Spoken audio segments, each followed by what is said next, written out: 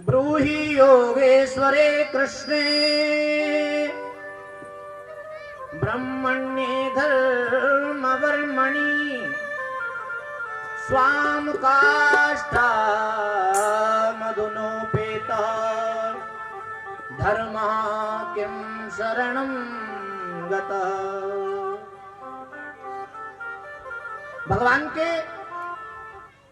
भगवान पृथ्वी पर आते ही क्यों, कारण क्या है, और अगर आते हैं तो कितने अवतार हैं भगवान के मुख्य?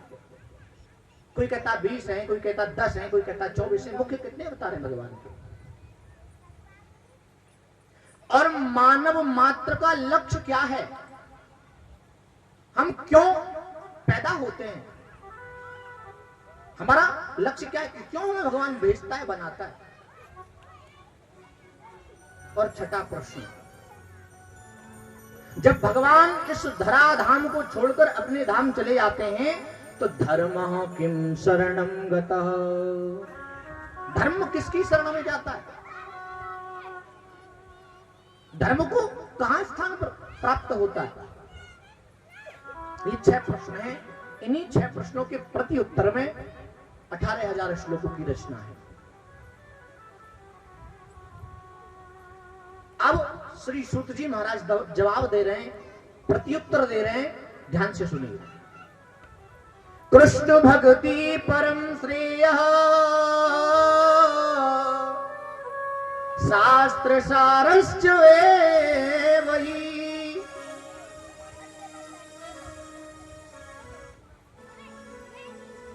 मनुष्य का सबसे पहला प्रश्न है,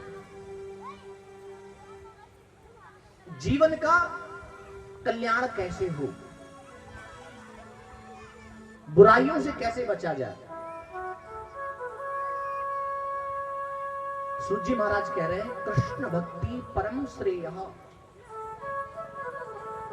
भगवान की भक्ति ही एक ऐसा साधन है, एक ऐसा उपाय है, और यह उपाय ही नहीं सभी शास्त्रों का निचोड़ भी है। शास्त्र सारश्च एव हि, कृष्ण की भक्ति ही एक ऐसा साधन है जिससे हमारे ताप पाप संताप नष्ट हो सकते हैं, हमें आनंदता प्रसन्नता प्राप्त हो सकती है। जैसा मैंने कल कहा था कि जीवन में हम सभी लोग एक चीज खोजने के लिए जीवित हैं, और ये मैं नहीं कह रहा हूं, शास्त्र कह रहा है, और आप सब भी कहते ही हो। शांति खोज रहे हैं कि नहीं? भाई धन किस लिए कमा रहे हैं? सुख सुविधा प्राप्त होंगी तो हमारे मन को शांति मिलेगी, हमें प्रसन्नता मिलेगी। किंतु एक बात बताइए, आज तक संसार में किसी को शांति मिली है? क्यों? जब तक हम संसार से सुख मांगते रहेंगे तब तक संसार हमें दुख देता रहेगा, और जब हम भगवान से दुख मांगेंगे कुंती की तरह तो भगवान हमें सुख देगा। और सुख मांगना ही क्यों? सुख के माथे सिल परे जो हरि हृदय सो जाय, बलहारी वा दुख की जो पल पल नाम जपाय। दुख ही अच्छा है, भगवान को याद तो कराता है। सुख में क्या होता है? सुख में जब सुख मिलने लग जाए, सुविधा मिलने लग जाए, तो व्यक्ति की तृष्णाएं और बढ़ जाती है। पहले मकान, फिर व्यापार, और फिर गाड़ी, और जन क्या क्या, तृष्णा बढ़ती रहेगी। तो इससे अच्छा दुख है। और मांगना भी क्यों? सुख दुख मांगना ही क्यों भगवान से? रही मन वो नर मर चुके जो कहूं मांगन जाए और उनसे पहले वो मरे, जिन मुख सो निकसत नाय। मांगना क्यों? और अगर मांगना भी है तो हरि से हरि को मांग लो, भगवान से भगवान को मांग लो, फिर कुछ आवश्यकता रहेगी क्या? संसार को किसने बनाया? भगवान ने। और हम भगवान से भगवान को मांग लेंगे तो हमें किसी चीज की कमी रहेगी? लेकिन हम क्या मांगते हैं? चौरा की नौकरी लग जाए। गिरिराज जी में जाते हैं परिक्रमा करने, इतने लंबे लंबे घर बना रखे महाराज, 4 मंजिल घर बन जाए। कुछ तो सीमेंट भी संग ले जाते हैं चिरने के लिए। क्या स्थिति है देखो हमारी, हमारी तृष्णा भरने में नहीं आ रही महाराज, कितना कुछ है। हमारी मानसिकता केवल और केवल इकट्ठा करने की है, और आज तक इस संसार में कोई इकट्ठा भी नहीं कर पाया। आश्चर्य की बात है, देखो कर पाया है कोई? यहां खड़े होकर बताओ जी मेरे पास इतना धन है और मैं संग लेके जाऊंगा, है कोई? ये तो क्षण भंगुर है, क्षण भंगुर। जैसे किसी की मृत्यु हो जाए, और होती यही हो क्या जाए, सब लोग शमशान में जाते हैं साथ में, तो वहां मन में वैराग्य उत्पन्न हो जाता है। अरे बेकार है, यही तो आना है सबको, सबके मन में। लेकिन जैसे ही शमशान के गेट से बाहर निकलते हैं,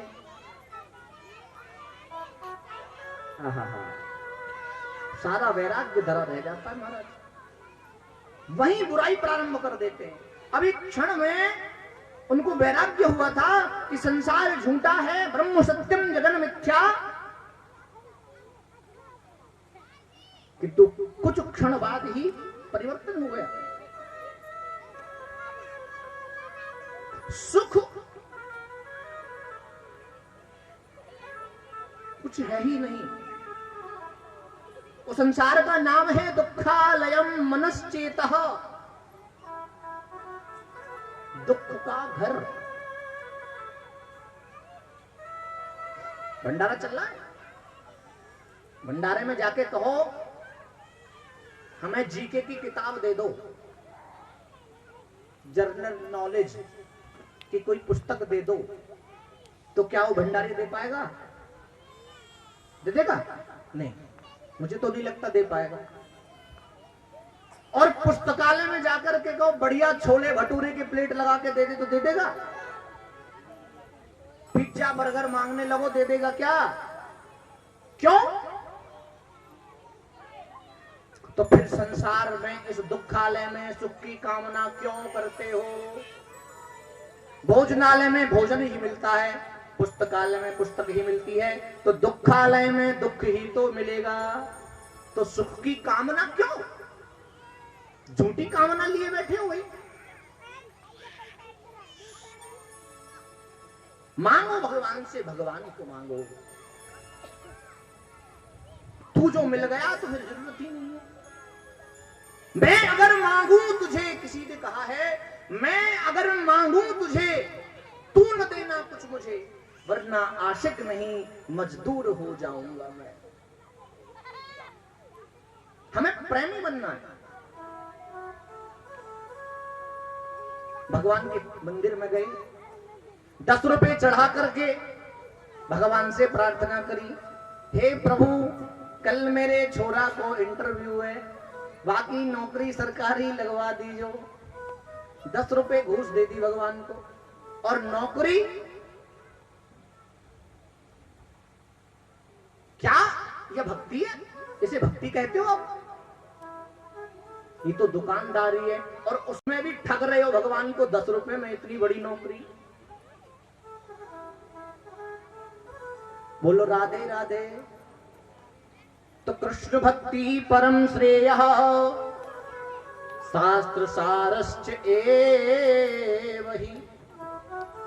भगवान की भक्ति एक ऐसा साधन है जिससे जीव तर सकता है।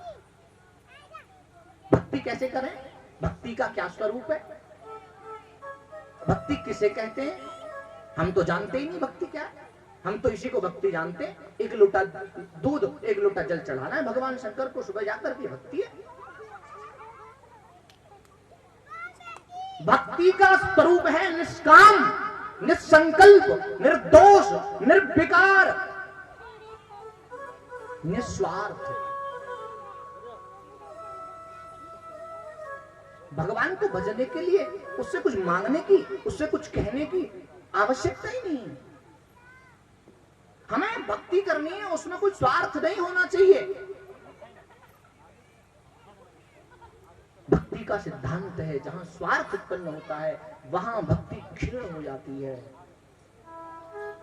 और पुण्य भी क्षीण होने लगते हैं।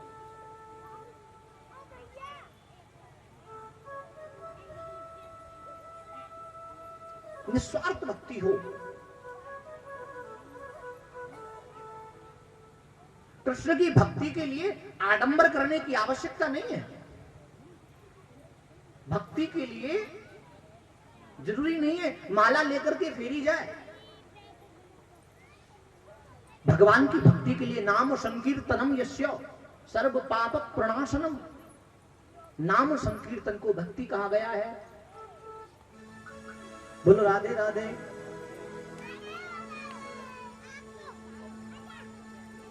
श्री शौनकादि ऋषि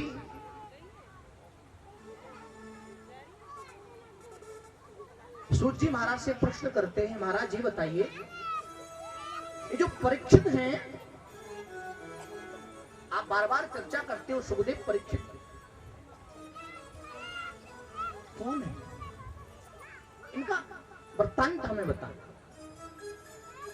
देखिए संसार में अगर कुछ सुधार हो सकता है तो सत्संग से हो सकता है। एक यही ऐसा साधन है जिससे जीवन में सुधार आ सकता है, क्योंकि सत्संग से हमारा जो विवेक है, हमारी जो बुद्धि है, वो गलत और सही की पहचान कर लेती है।